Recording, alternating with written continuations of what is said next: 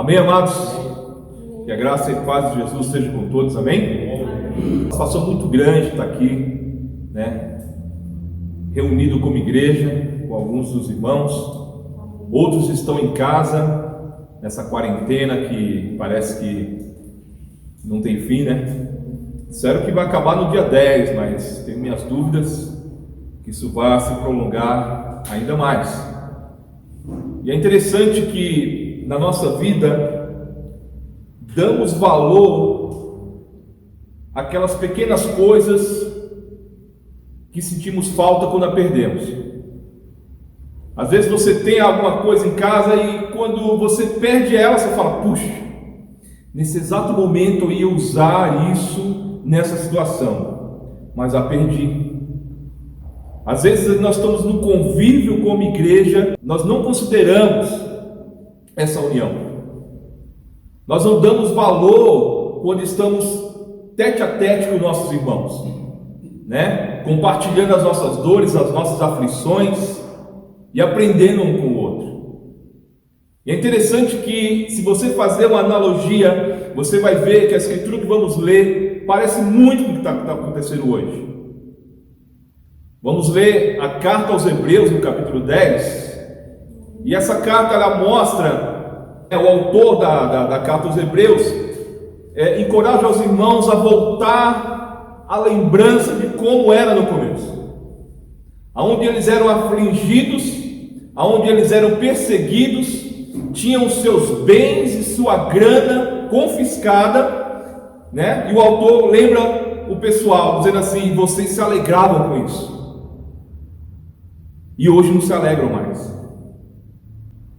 Vamos lá ler em Hebreus, capítulo 10, a partir do versículo 32. Hebreus, capítulo 10, versículo 32. A Bíblia fala assim: lembre-se dos primeiros dias, depois que vocês foram iluminados, quando suportaram muita luta e muito sofrimento. Algumas vezes vocês foram expostos a insultos e tribulações. Em outras ocasiões fizeram-se solidários com os que assim foram tratados. Vocês se compadeceram dos que estavam em prisão e aceitaram alegremente o confisco dos seus próprios bens, pois sabiam que possuíam bens superiores e permanentes. Por isso, não abram mão da confiança que vocês têm. Ela será ricamente recompensada. Vocês precisam perseverar, de modo que, quando tiverem feito a vontade de Deus, recebam o que Ele prometeu. Pois em breve, muito em breve, aquele que vem não demorará, mas o meu justo viverá pela fé. E se retroceder, não me agradarei dele. Nós, porém, não somos dos que retrocedem e são destruídos, mas dos que creem e são salvos. Amém. É interessante que o autor de Hebreus, ele escreveu essa carta para um período onde os irmãos estavam passando por uma perseguição implacável. Os seus bens eram confiscados, outros eram levados à prisão, outros eram mortos. E nesses acontecimentos tinham aqueles que abandonavam a fé. Tinha aqueles que falavam assim: eu quero saber de uma coisa, eu não quero mais saber desse cristianismo. A partir do momento que eu me tornei cristão, um discípulo de Jesus, as coisas pioraram para a minha vida. Vou embora. E aqueles que perseveravam, olhavam para aquilo e falavam assim: será que eles estão certos? Será que eles estão errados? Será que devemos ir junto com eles? E quando o autor de Hebreus escreveu essa carta, ele enxergou na vida dos irmãos daquela época que eles estavam retrocedendo na fé. Eles estavam voltando para o judaísmo e suas práticas. E o autor de Hebreus começa no capítulo 1 falando quem é Jesus: maior que os anjos, maior que Moisés, o pastor superior, o sumo sacerdote, aquele que vive para sempre. E ele começa a recordar isso para os irmãos. Mas é interessante que ele mostra no capítulo 5, podemos ir lá, em nome de Jesus, Hebreus capítulo 5,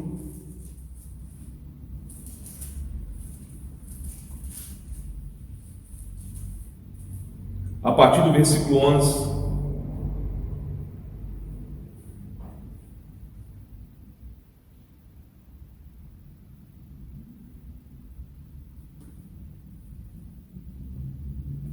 Hebreus capítulo 5,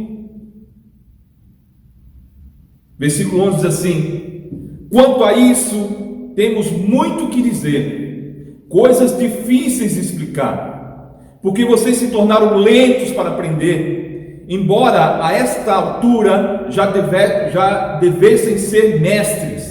Precisam de alguém que ensine a vocês novamente os princípios elementares da palavra de Deus. Estão precisando de leite e não de alimento sólido. Quem se alimenta de leite ainda é criança e não tem experiência no ensino da justiça. Mas o alimento sólido é para os adultos, os quais, pelo exercício constante, tornam-se aptos para discernir tanto bem quanto mal. O autor de Hebreus mostra aqui nas Escrituras Sagradas, nessa carta, duas coisas que podem levar ao abandono da fé. O primeiro é a negligência da vida espiritual. Eu não sei quanto tempo esses irmãos tinham na fé, mas o autor deixa claro: passou muito tempo, e essa altura era para que vocês todos fossem mestres na palavra de Deus, mas vocês são lentos para aprender. Isso chama-se negligência da vida espiritual. Não dá valor ao que tem, ao que está passando no momento. E isso pode levar facilmente a um discípulo regredir na sua fé. Você escuta uma pregação e não põe em prática. Você lê a sua Bíblia e não põe em prática. Esquece do que leu, esquece do que ouviu. Já eram para ser mestres, hábeis da palavra de Deus, e de repente torna-se infrutíferos. Então, um cristão, ele se torna infrutífero quando ele começa a negligenciar a palavra de Deus. Depois que ele começa a negligenciar, ele entra em outro estágio, a entrega ao pecado. Deixa eu abrir aqui a escritura. Nós vamos ler em Hebreus 10, versículo 26.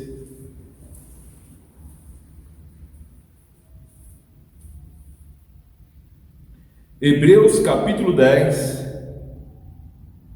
a partir do versículo 26. Nós vamos ler o versículo 26 e 27, amém? Amém. A Bíblia diz assim: se continuarmos a pecar deliberadamente, depois que recebemos o conhecimento da verdade, já não resta sacrifício pelos pecados, mas tão somente uma terrível expectativa de juízo, de fogo intenso que consumirá os inimigos de Deus. Quem rejeita a lei de Moisés morria sem misericórdia pelo depoimento de 2 ou 3 testemunhas. Com mais severo castigo julgam vocês merecer aquele que pisou aos pés do Filho de Deus, profanou o sangue da aliança pelo qual ele foi santificado e insultou o Espírito da graça. Eu falei até o 27, mas foi a mais além. Então ele fala que o pecado, você começa a negligenciar a palavra de Deus, se torna infrutífero, lerdo para aprender, não cresce espiritualmente, aí você começa a se entregar ao pecado.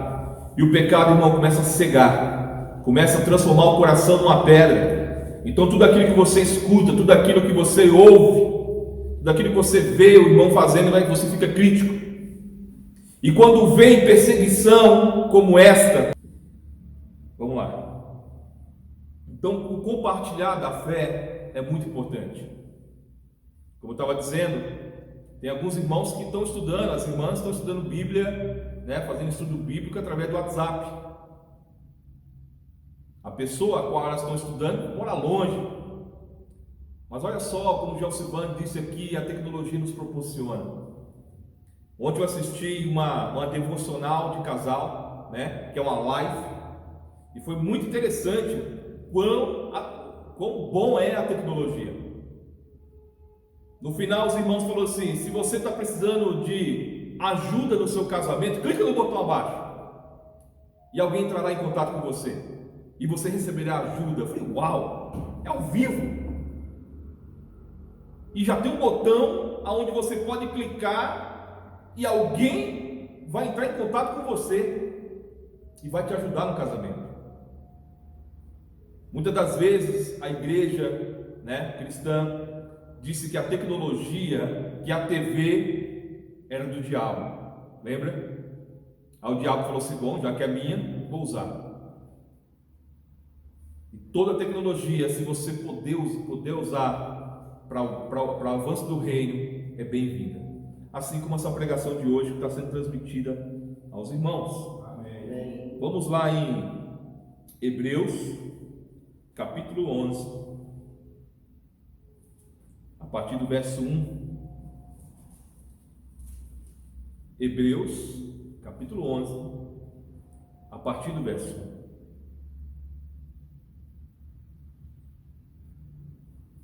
A palavra de Deus diz assim: ora, a fé é a certeza daquilo que esperamos e a prova das coisas que não vemos, pois foi por meio dela que os antigos receberam bom testemunho. No versículo 6 diz assim: pois sem fé é impossível agradar a Deus, pois quem dela se aproxima precisa crer que Ele existe e que recompensa aqueles que o buscam. Então, meu irmão, a primeira coisa para a gente nos guardar da apostasia é a fé. A fé é esperança, é esperar. Aí você fala: esperar em quê? Na promessa do Senhor para as nossas vidas. A promessa de Deus, irmãos, não é que sejamos bem-sucedidos aqui na terra, não é que vamos ter o melhor carro, a melhor casa, não é isso. A promessa de Deus chama-se uma cidade construída no céu. Em Hebreus 11, que é considerado o rol dos heróis da fé, você vai ver que os irmãos estavam há muito tempo atrás com a visão na promessa de Deus. E a Bíblia vai falar que eles lutaram, permaneceram firmes nessa visão, porém eles não receberam ela. De longe eles viram, e de longe saudaram, porque a promessa era a moradia com Deus, não era aqui. E para isso nós precisamos de quê? De perseverar.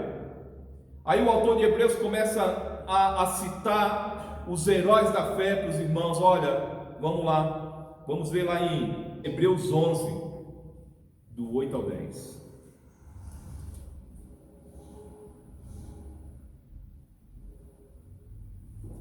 Hebreus, capítulo 11. Minha memória é fraca, quando eu vou voltar para ver, eu esqueci.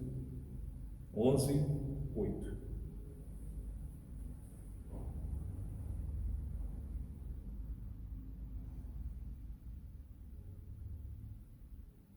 Todos lá? Amém. A Bíblia fala assim: pela fé, Abraão, quando chamado, obedeceu e dirigiu-se a um lugar que mais tarde receberia como herança.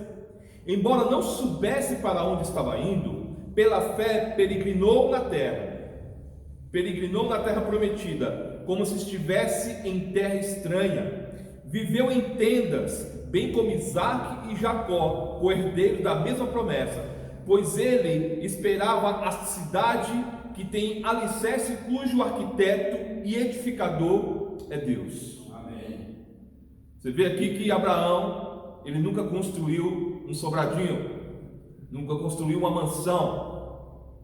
Vou viver aqui, Deus vai fazer tudo e vai ficar tudo bem. Não, a visão de Abraão: para que eu vou construir uma casa? Vou morar em tendas, porque a visão de Abraão é que Deus, o arquiteto, estaria construindo algo melhor para ele. E essa era a visão passada de geração a geração. Amém. que as coisas que nós devemos colocar na mente está no céu, não está aqui. Aí você começa a entender por que os irmãos se alegravam quando eles eram humilhados, quando eles eram perseguidos, quando eles tinham seus bens confiscados. E eles começaram a esquecer essas coisas. Por quê? Porque começaram a negligenciar a palavra de Deus. Não liam mais a Bíblia. Talvez não oravam mais a Deus. E começaram a se entregar ao pecado. E o autor diz: se você continuar pecando deliberadamente, você corre o risco de perder seu posto celestial. Porque quando a pessoa começa a pecar deliberadamente, ela já esqueceu tudo que viveu, esqueceu o momento do batismo, esqueceu quando começava a proclamar a palavra e as pessoas criam e eram batizadas. A vida dela já não é mais frutífera. Irmãos, nós precisamos voltar e lembrar como éramos antes, quando fomos batizados. Eu já falei aqui várias vezes que quando eu fui batizado, no dia 11/11 de 2001, foi uma noite muito fria. No dia seguinte, eu já comecei a pregar a palavra. Eu juntei um povo lá dentro da empresa e comecei: olha, isso aqui, sem instrução alguma. Mas em tudo que eu aprendi, nos estudos bíblicos que fizeram comigo, guardei no meu coração, na minha mente, e eu já com o livrinho na mão, já comecei a passar para o pessoal. O que aconteceu?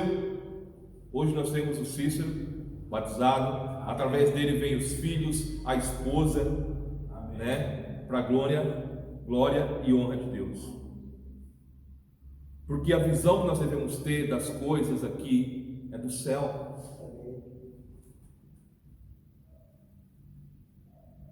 Amém? Amém. Vamos passar. A minha mãe perguntou, me ligou e disse assim: meu filho, isso vai passar? A minha esposa falou assim: como você é insensível? Porque eu falei assim: não, mãe, isso é apenas o começo.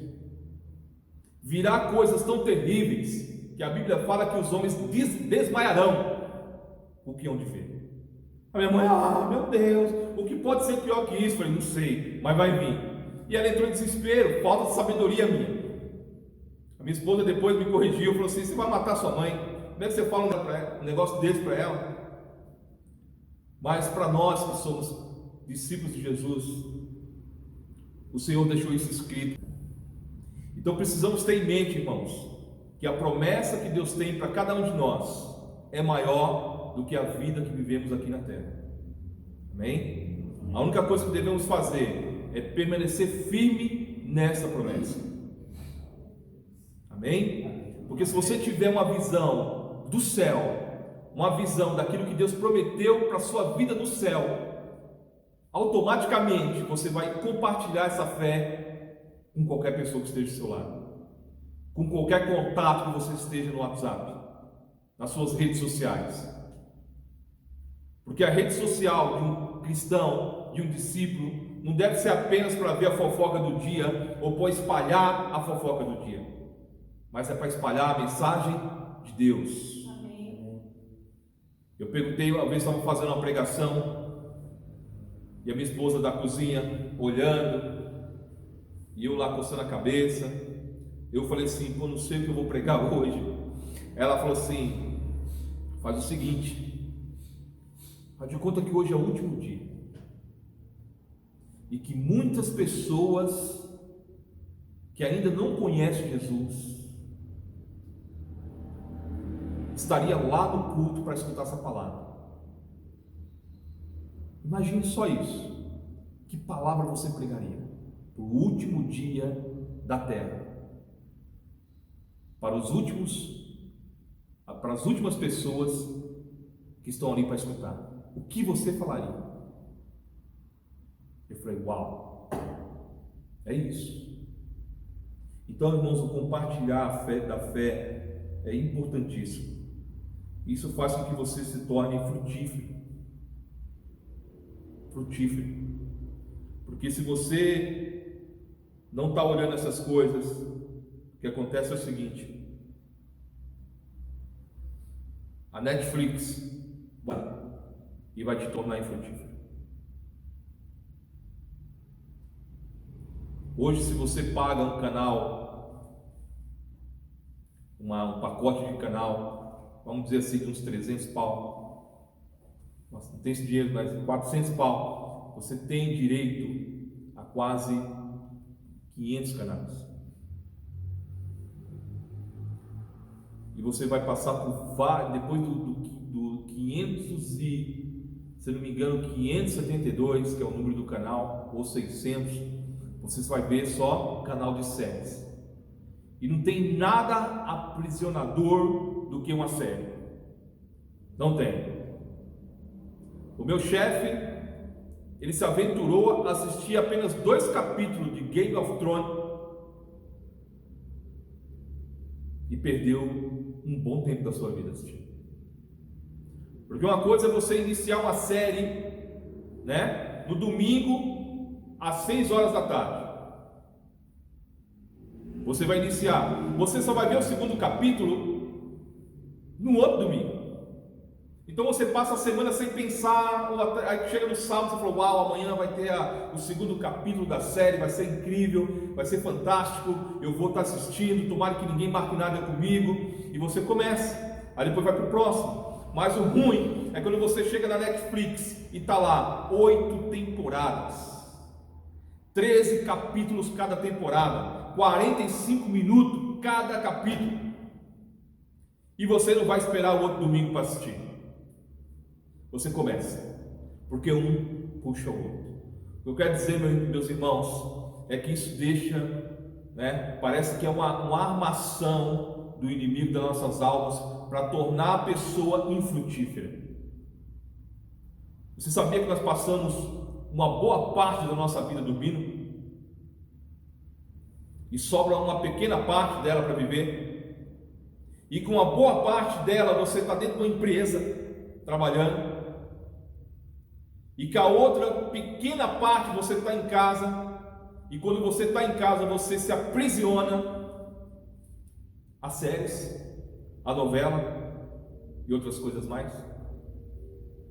Pois se nós entendermos que a nossa promessa não é aqui na terra, mas é celestial, nós vamos aproveitar cada segundo. Para quê? Para evangelizar, para levar Jesus àqueles que ainda não ouviram falar dele. Isso tudo é para a honra e glória de Deus, amém? Amém. Para terminar, irmãos, vamos em Hebreus capítulo 3.